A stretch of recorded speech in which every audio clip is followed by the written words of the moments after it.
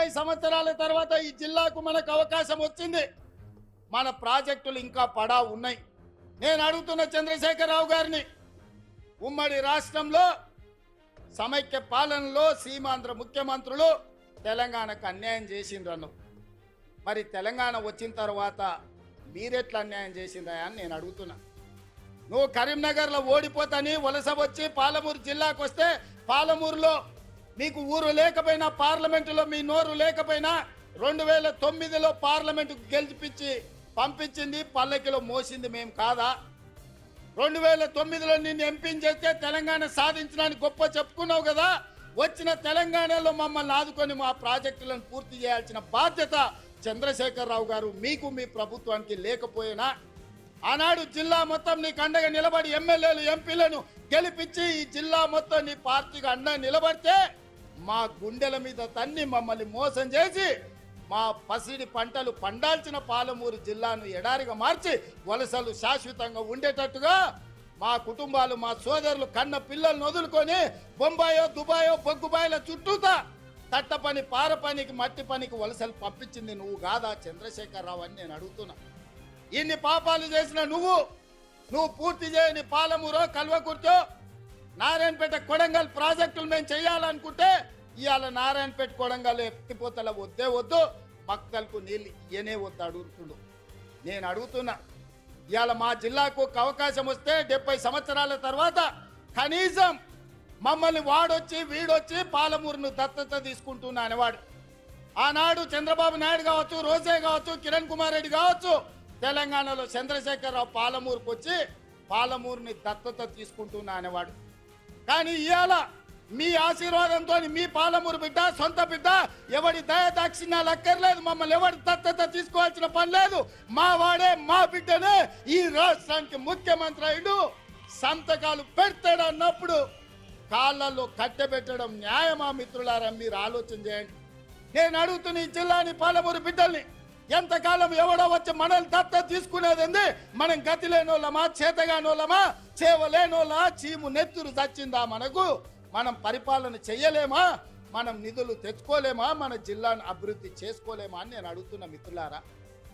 ఎందుకు ఇవాళ ఈ కోపం, ఈ ద్వేషం బీఆర్ఎస్ వాళ్ళకని అడుగుతున్నా.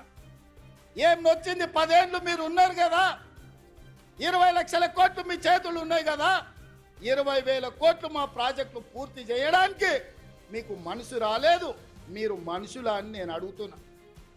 ఇవాళ నేను కల్వకుర్తి పూర్తి చేయాలను ఉత్తమ్ కుమార్ రెడ్డి గారు పాలమూరు రంగారెడ్డి నిత్యం సమీక్షించడం ద్వారాను, మా గద్వాల కృష్ణమోహన్ రాలపాడు నుంచి గద్వాల అలంపూర్లో మా సంపత్ కుమార్ ప్రాజెక్టు పూర్తి చేయాలని అడుగుతుంటే వాటికి నిధులు ఇవ్వాలి, నీళ్లు రావాలి అని నేను అంటుంటే మీరు అట్లెట్ల ప్రాజెక్టులు కడతారని చంద్రశేఖరరావు గారు, ఆయన కొడుకు, ఆయన అల్లుడు అంటున్నారు. నేను అడుగుతున్నా నా పాలమూరు సోదరులు, మళ్ళీ వస్తుందా మనకి అవకాశం? ఇట్లాంటి అవకాశం మనకు వస్తుందా? ఆనాడు బూర్గుల రామకృష్ణారావు తర్వాత 70 ఏళ్ళు పట్టింది అవకాశం రావడానికి. 70 ఏళ్ళ తర్వాత వచ్చిన అవకాశాన్ని జార విడుచుకుందామా? మన ప్రాంతాన్ని మనం అభివృద్ధి చేసుకుందామా? ఆలోచన చేయమని నా బిడ్డలు, నా సోదరులు, మా అన్నదమ్ములను, మా అక్క తమ్ముళ్ళని నేను అడుగుతున్నా. ఈ అవకాశం పోతే శాశ్వతంగా మళ్ళీ రాకపోవచ్చు. అవకాశం ఇస్తే ఏం చేసుకున్నారు మీరు అని అనొచ్చు. అందుకే ఇవాళ ఎవరు ఏమనుకున్నా మక్తల్, నారాయణపేట, కొడంగల్ ఎత్తిపోతల పథకాన్ని తెచ్చినాం, మహబూబ్నగర్లో ఇంజనీరింగ్ లా కాలేజ్ తెచ్చినాం, ఇవాళ మెడికల్ కాలేజ్ కొడంగల్కు తెచ్చినాం. అన్ని కాలేజీలు, అన్ని స్కూళ్ళు, అన్ని విద్యా సంస్థలు ఇవాళ జిల్లాకు తెచ్చుకున్నాం. పెండింగ్ ఉన్న పాలమూరు రంగారెడ్డి ఎత్తిపోతలు మనం పూర్తి చేయాలనుకుంటున్నాం. ఇవాళ ఇంతకుముందు మా మధు, లేకపోతే మా ఎన్ఎం శ్రీనివాసరెడ్డి, మా అనిరుద్ధు చిట్టీలు ఇచ్చిండ్రు, అన్న ఇవన్నీ ప్రకటించని. అవన్నీ కాదు, ఈ జిల్లాకు ఏం అవసరమైన ఒక్కొక్కటి కాదు, అన్ని మూకుమ్మడిగా ఒకే సంతకంతో ఈ జిల్లాలో ఉండే అవసరాలకు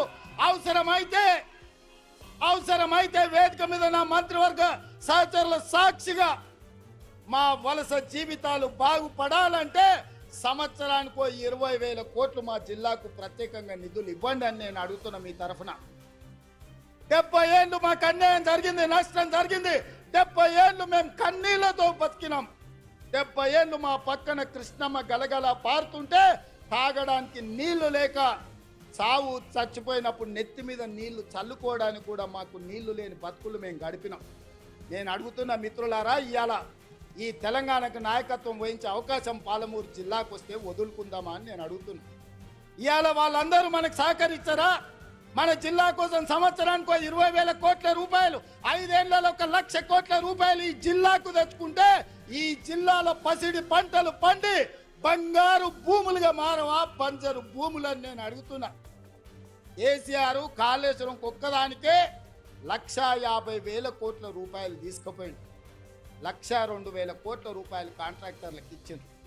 కట్టింది కుప్ప కూలింది. ఎవరు వెనకడికి కూడా పనిమంతుడంట పందిరేస్తే కుక్కతోక తలిగి కూలిపోయిందంట. ఇవాళ నేను అడుగుతున్నా, ఆనాడు మా నెహ్రూ కట్టిన నాగార్జున సాగర్ కానీ, మా శ్రీశైలం కానీ, మా జూరాల కానీ, మా శ్రీరామ్ సాగర్ కానీ, మా శ్రీపాద ఎల్లంపల్లి కానీ ఒక్కసారి చూడండి. ఎన్ని వర్షాలు వచ్చినా, ఎన్ని తుఫాన్లు వచ్చినా ఏమైనా ప్రాజెక్టులు నిటారుగా నిలబడ్డాయి, ఈ జాతికి సేవలు అందిస్తున్నాయి.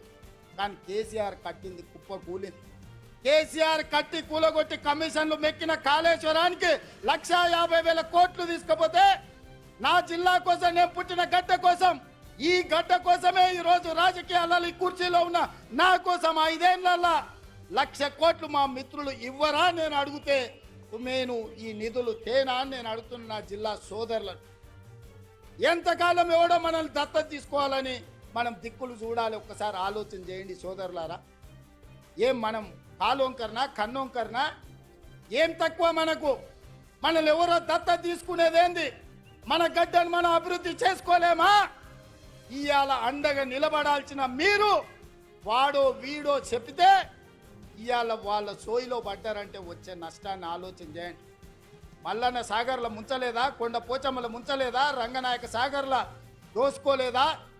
ఇవాళ నేను కొడంగల్ నుంచి, మారుమూల ప్రాంతమైన కొడంగల్ నియోజకవర్గం నుంచి నన్ను ఆశీర్వదించినందుకు ఆ ప్రాంతానికి కృతజ్ఞత తెలుపుకోవాలని 3 లక్షల ఎకరాలు ఆ ప్రాంతంలో ఉంటే 1,300 ఎకరాలు భూసేకరణ చేసి ఇండస్ట్రియల్ పార్కు తెచ్చి 20,000 30,000 మా కొడంగల్లో ఉన్న నిరుద్యోగ యువకులకు ఉద్యోగ ఉపాధి అవకాశాలు కల్పించాలి. పెద్ద పెద్ద కంపెనీలు అక్కడికి తెస్తే నా ప్రాంతం అభివృద్ధి చెందాలి. అప్పుడే నా జన్మ ధన్యమవుతుందని నేను ఒక ప్రయత్నం చేసిన. ఏమడిగినా ఈ తెలంగాణ రాష్ట్రంలో దాదాపుగా 2 కోట్ల ఎకరాల భూమి ఉంది. 2 కోట్ల ఎకరాల భూమిలో కొడంగల్లో 1,300 ఎకరాల భూమి సేకరించి ఒక పారిశ్రామిక వాడను నిర్మించి కొడంగల్ను నేను అభివృద్ధి చేయాలంటే చిచ్చు పెట్టి, లగచర్ల మంటలు పెట్టి, అధికారులను కొట్టించి, కలెక్టర్ల మీద దాడులు చేపించి ఇవాళ అమాయకులైన మా లంబాడి సోదరులను జైళ్లకు పంపించింది. నేను ఆయనలోనే చెప్పిన, వాళ్ళ మాయమాటలు నమ్మకండి, వాళ్ళు ఉచ్చులో దించుతున్నారు. ఆనాడు తెలంగాణ ఉద్యమంలో కూడా ఇట్లనే చేసిండ్రు. అగ్గిపెట్టె రావు గారు 100 రూపాయలు పెట్టి పెట్రోల్ తెచ్చుకున్నాడు, కానీ 10 పైసలు పెట్టి అగ్గిపెట్టె తెచ్చుకోలే. ఈ అగ్గిపెట్టె రావుని నమ్మకుర్రా నాయన అని చెప్పిన. ఆయన మా పిల్లలు ఆవేశపడి నమ్మిపోతే ఇవాళ కేసులు అయినాయి. ముఖ్యమంత్రిగా ఉన్న ఇవాళ నా దగ్గరకు వస్తారు, సార్ నువ్వే ముఖ్యమంత్రి కేసులు తీయని. నేను చెప్పదలుచుకున్న మా మిత్రులకు, మా సోదరు, ముఖ్యమంత్రిగా ఉన్న నా మీదనే 182 కేసులు ఉన్నాయి. నా కేసులే నేను తీసుకోలేకపోయాను. చట్టం వేరు, ముఖ్యమంత్రి కుర్చీ వేరు. ఇవాళ వాళ్ళ మాయమాటలు నమ్మి మీరు కేసుల్లో ఇరుక్కుంటే బెయిల్ ఎప్పుడు వస్తుందో తెలియదు, మన కుటుంబాలను ఎప్పుడు కలుసుకుంటామో తెలియదు. నేను అడగదలుచుకున్నా, మీ భూములు గుంజుకొని ఏం చేస్తాను? నేను చాప చుట్టి ఇంటికి తీసుకుపోతానా? నాకేం అవసరం ఉంది? ఇవాళ 1,300 ఎకరాలు కొడంగల్లో భూమి తీసుకుంటే నేను పట్నం తీసుకుపోయేది ఉందా, లేకపోతే కొండారెడ్డిపల్లికి తీసుకుపోయేది ఉందా?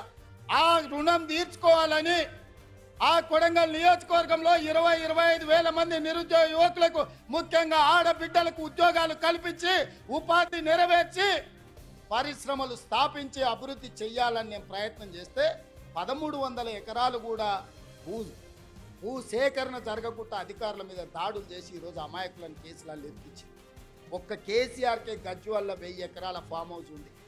నీ ఒక్కనికి 1000 ఎకరాల ఫామ్ హౌస్ ఉండొచ్చు, కానీ మా దగ్గర 1,300 ఎకరాలలో ఒక పారిశ్రామిక వాడ ఉండొచ్చు. ఒకసారి ఆలోచన చేయండి మిత్రులారా.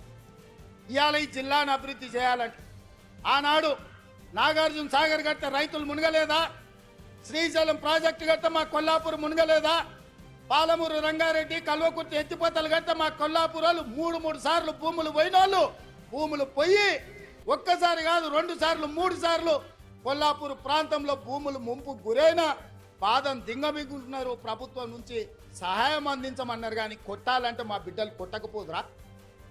ఆయల్ల అధికారుల మీద దాడులు చేయాలంటే శ్రీశైలం వస్తుండేనా, నాగార్జున సాగర్ పూర్తి అవుతుండేనా, జూరాల అవుతుండేనా, ఏటిగడ్డ పౌరుషం నడిగడ్డ పౌరుషం మీకు తెలియదా? ఒకవేళ అడ్డుకోవాలంటే నడిగడ్డ మీద ఎవడైనా భూ సేకరణ చేస్తుండేనా? కానీ అభివృద్ధి జరగాలంటే ఏదో ఒక రైతు కొంత నష్టపోవాలి. భూమి అనేది మన ఆత్మగౌరవం, భూమి అనేది మన అమ్మ లాంటిది. అమ్మతో మనకు ఎంత అనుబంధం ఉంటుందో మన భూమితో అంతే అనుబంధం ఉంటుంది. నాకు తెలియంది కాదు, కానీ అభివృద్ధి జరగాలంటే ఆ భూసేకరణ జరగాలి. అందుకే వాళ్లకు కావలసినంత నష్ట పరిహారం ఇవ్వడం ద్వారా భూమిని సేకరించి పరిశ్రమలు పెట్టాలని నేను ప్రయత్నం చేస్తుంటే కేసీఆర్, కేటీఆర్, హరీష్ అడ్డుకుంటున్నారు. నేను అడుగుతున్నా, మీరు ఆలోచన చెయ్యండి అని. ఇవాళ వాళ్ళు అడ్డుకుంటారు, పోతారు. వాళ్ళకి ఫామ్ హౌస్లు ఉన్నాయి, ఒక ఆయనకు జన్వాడలు ఉంది, ఒక ఆయనకు గజ్వేల్ ఉంది. వాళ్ళు సంతోషంగా ఉంటారు. మళ్ళీ ఈ జిల్లాకి ఎప్పుడైనా పరిశ్రమలు వస్తాయా? మన పిల్లలకు ఉద్యోగాలు వస్తాయా? ఇవాళ మీరు అండగా నిలబడితే 10 రూపాయలు ఎక్కువైనా ఇచ్చే శక్తి నా దగ్గర ఉంది. నేను సంతకం పెడితే 10 లక్షలు కాదు, ఎకరాకి 20 లక్షలు ఇచ్చే శక్తి నా దగ్గర ఉంది. తీసుకోండి, 20 లక్షలు తీసుకోండి. మీకు ఇచ్చే బాధ్యత నాది. ఇంటికి పైసలు తెచ్చి ఇచ్చే బాధ్యత మాది. నీ ఇంట్లో ఉన్న చదువుకున్న వాళ్ళకు, చదువు రాని వాళ్ళకు ఉద్యోగాలు ఇచ్చే బాధ్యత నాది. అభివృద్ధిని అడ్డుకోకండి, మా మాటలు వినకండి, వాళ్ళ ఉచ్చులో పడకండి. వాళ్ళ ఉచ్చులో పడితే జైల్లోకి వెళ్తే మన కుటుంబాలు ఆగమవుతాయి. ఇవాళ 10 రూపాయలు ఎక్కువ తీసుకోండి, పక్కకు పోయి భూమి కొనుక్కోండి, పిల్లలకు ఉద్యోగాలు తీసుకోండి, మీ కుటుంబాలు బాగుపడండి. ఇంట్లో ఒక్కరికి ఉద్యోగం వస్తే ఒక తరమే మారుతుంది, ఒక తరం తలరాతనే బాగుపడుతుంది. తలరాతను మార్చే అవకాశాలను వదులుకోకండి. ఇవాళ ఈ జిల్లా మీద పగబట్టి ఈ జిల్లాను అభివృద్ధిని అడ్డుకోవాలని సాగునీటి ప్రాజెక్టుల కాళ్ళ కట్టబెడుతున్నారు. పరిశ్రమలు దేవాలంటే భూసేకరణ జరగకుండా అడ్డుపడుతున్నారు. ఇవన్నీ కూడా ఈ జిల్లా గమనించాల్సిన అవసరం ఉన్నది. అందుకే మిత్రులారా, ఇవాళ రైతులకు బోనస్ ఇచ్చినాం, రైతు రుణమాఫీ చేసినాం, ఇవాళ 50,000 ఉద్యోగాలు ఇచ్చినాం.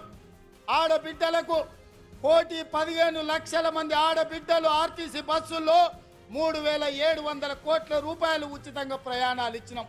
200 యూనిట్లు ఉచితంగా ఈరోజు పేదలకు విద్యుత్ ఇస్తున్నాం. 50 లక్షల కుటుంబాలకు 500 రూపాయలకే సిలిండర్ ఇస్తున్నాం. పాఠశాలలలో మెస్సు ఛార్జీలు, కాస్మెటిక్ ఛార్జీలు 40% పెంచినాం. ఇవన్నీ కూడా అప్పు చేయకుండా, కోకపేటల భూములు అమ్మకుండా మేము చేసినాం.